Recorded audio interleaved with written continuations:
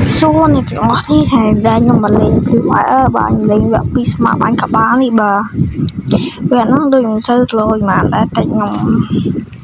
លេងដើម្បីតែទឹកដៃខ្លួនឯងទាំងទឹកដៃខ្លួនឯងសាហាវឬមិនសាហាវនេះចូលក្នុងហ្គេមអីដំបូងនេះខំហុកបាញ់យកខ្ញុំដាក់សលេងហ្គេមចូលដែរសារខ្ញុំរីខតសលេងហ្គេមអញ្ចឹងទៅវានេះហើយវាមានភ្លេងទៀតហ៎អញ្ចឹងទៅវានេះតើអញ្ចឹងដាក់សលេងហ្គេមចូលខ្លះដែរទៅវារៀងថ្លង់ទៅអ្នកគ្នាអត់ស្ដាប់បានអញ្ចឹងខ្ញុំមើលការបាញ់ខ្ញុំសិនទៅបានខ្ញុំបាញ់ទៅទៅ5មកតែខាងលើក្បាលថាឃើញរះអីក្បាលច្បាស់ខ្ញុំបាញ់មកបែបនេះខ្ញុំបាញ់ចាញ់មួយដាក់ម៉ងបាយក្បាលបាទចាញ់គេនេះខ្ញុំមើលខ្ញុំអត់រីខតបានទេគ្នាបានខ្ញុំដាក់ពេលក្រោយខ្ញុំដាក់ទៀតដែរ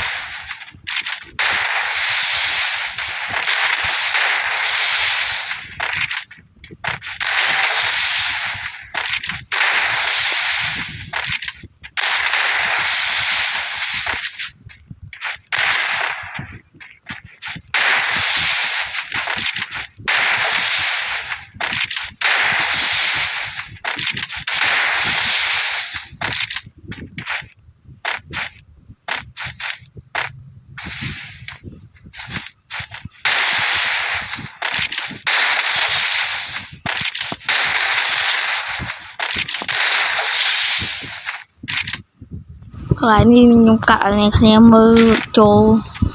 ទីមកនេះខ្ញុំដាក់កាត់គ្នាមើលតែសារគាត់ថាកន្លែងជាកន្លែងទីបញ្ចប់របស់ខ្ញុំមកតែសារខ្ញុំអ្វីតិចវារៀងមើលទៅវាយូរបាញ់មកបែបនេះនាំចូលក្បាលយូរនេះចឹងនេះដល់ហប់បាញ់ក្បាលវាទៀតហើយបាញ់យក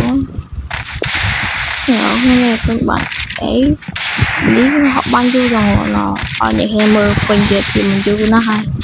ហើយវីដេអូនេះផង TikTok បើ TikTok ខ្ញុំផុសវិញហើយ TikTok ខ្ញុំ